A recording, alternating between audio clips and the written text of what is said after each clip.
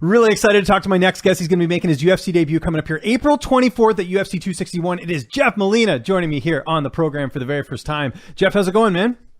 I'm good, brother. How you doing? Doing awesome. Like I mentioned, really excited to see you finally make your debut. I know it was supposed to happen back in January, but I know you tested positive for COVID. How was that? I mean, obviously not great, but did you have any bad symptoms? What was sort of your whole experience getting COVID-19? Yeah, we were supposed to fight originally in November.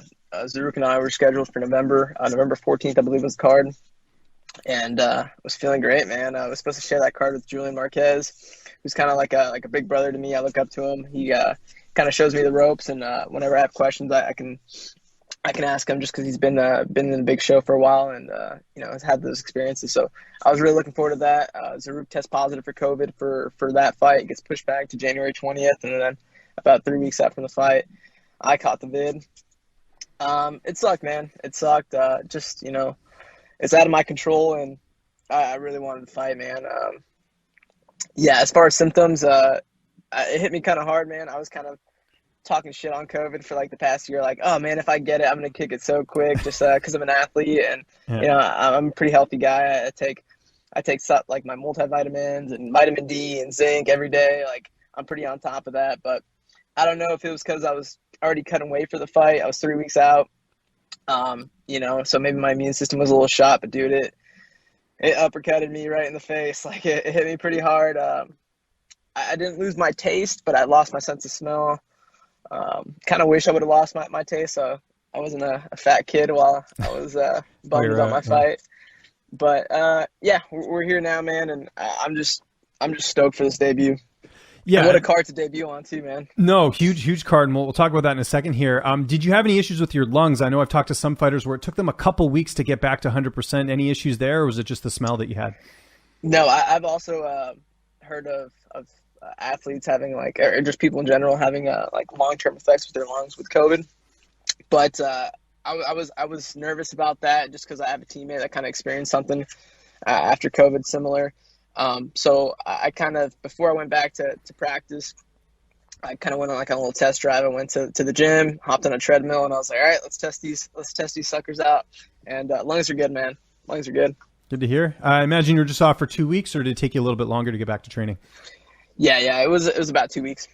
Good stuff. All right, now that that's behind us, no one wants to talk about COVID. 261, let's start there first. How stoked are you to be fighting on this card? You kind of talked about it a bit there, but you must have been thrilled that you're going to be making your debut on this huge card. Yeah, man, it's sick. Like that's awesome. Getting to fight in front of fans, first show back. I mean, the UFC was kind of the first sport back, so this is I think monumental, and I couldn't be more excited. Like. When I got the news, I just got out of practice, hadn't been on any social media apps, and my friend called me. He's like, dude, did you hear about the news? And I was like, no, what news? He's like, with your fight. And I was like, oh, no, what happened? And he's like, it got moved to Jacksonville. It's in front of fans. Like, this is huge. He sent me the link to Dana White's video, on Twitter. And I was stoked, man. And then, a couple minutes later, James calls me. He's like, do you see the news? I'm like, man, I just heard about it. Like, yeah, this is awesome.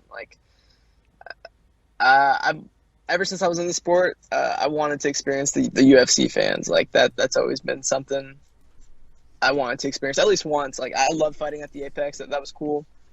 But yeah, I've always wanted to get that UFC fan experience. Do you have anyone going down to watch the fights?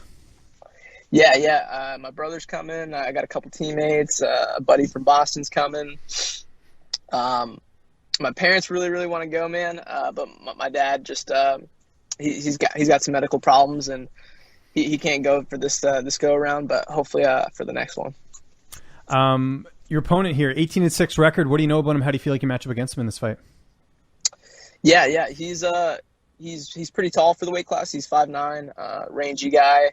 I think this is his first time down at 25. He's had catch weights at 130 before, and at fights at 35, but first time down at 25. I love the matchup, man. Whenever I get a fight offered, I tell my coaches and my manager, if you like it, I like it, right? So if Krause says yes, he doesn't even have to ask me. The answer is yes, and that was kind of the case with this guy. He's good, man. I think anyone in the UFC is going to be good. He's tall, rangy, gets kind of wild on the feet, more of a striker, and I kind of think that's why the UFC matched us up. I think they think it's going to be like a striking fest. But yeah, I love the matchup, man. I just think I have too many tools in the toolbox. I'm good everywhere, and I feel like this is the fight I can put on a pretty impressive performance in. What's the vibe of the gym like right now at Glory? You had Julian Marquez with his comeback win. You had Grant Dawson with his last second win. You had Tim Elliott pick up another win. Things are really rolling for your camp, and I know a lot of the credit has to go to James Krause with the sort of the structure he's put in there with your training camps. Yeah, absolutely, man. The energy's through the roof. It's been like that for the past 2 months. We had a fighter on every single card for the past 6 weeks, besides this last card. So yeah, that's awesome, man. Even in the losses, man, like we can all take something from that. So yeah, it's really cool.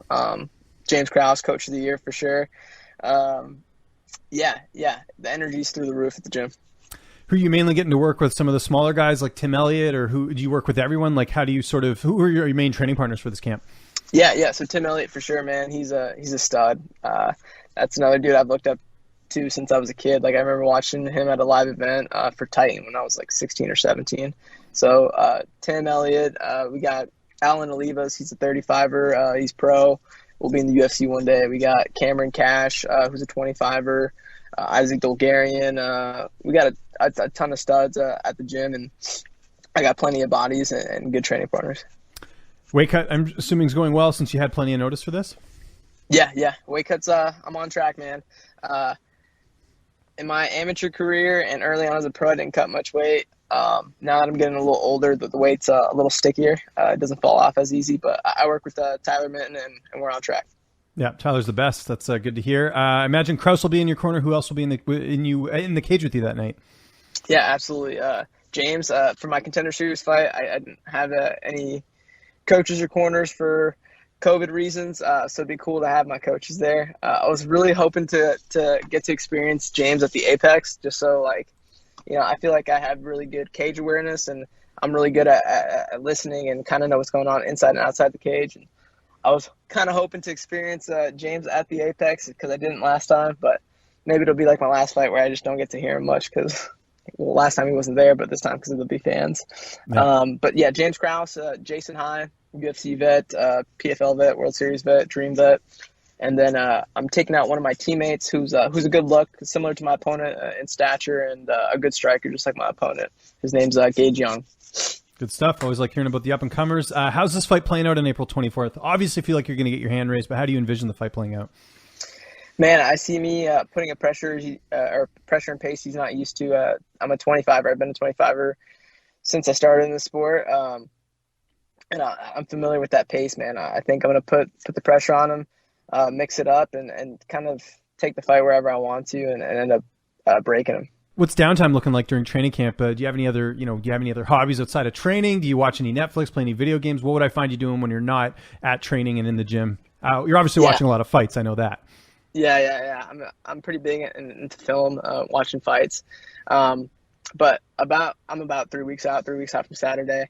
These 3 weeks out, I really buckle down. I usually play video games, but 3 weeks out, I'm so beat up from camp. I don't even have the energy to play video games. So I'm usually on Netflix, Hulu, just binging something or watching film. Or what are you watching right now on Hulu or Netflix? If I logged into your account, what would it say under continue watching? Man, I just watched on Hulu, I think it's called White House Farm or something. It was a murder documentary. Okay. I saw Bisping recommended it. It was pretty good. But yeah, the 3 weeks, man, I really try to get into that mental space of not stressing out about anything outside of the fight and just focusing on what I can control and not meditating, but really visualizing the fight. I do that when I go on the runs or any workout that's not related to MMA practice. I try to just visualize every situation that can happen in the fight, and it's worked very well for me for the past couple of years. Jeff, this was awesome. Thanks so much for the time, man. UFC 261, April 24th. Anyone you want to thank, any sponsors, any social media you want to plug? I'll give you the last word. Sweet. My coaches, James Krause, Jason High, Austin Ford, Grant Dawson, everyone at Glory MMA. My tattoo artist, he's out in Vegas. His name's Kiko Arcio. He's the man. If you guys are out in Vegas, hit him up. I think Kiko Arcio on Instagram. My barber, Clint the barber here in Olathe, Kansas. He's been with me since the amateur days. He keeps me looking somewhat good. And thank you. Yeah, thank you for having me, man.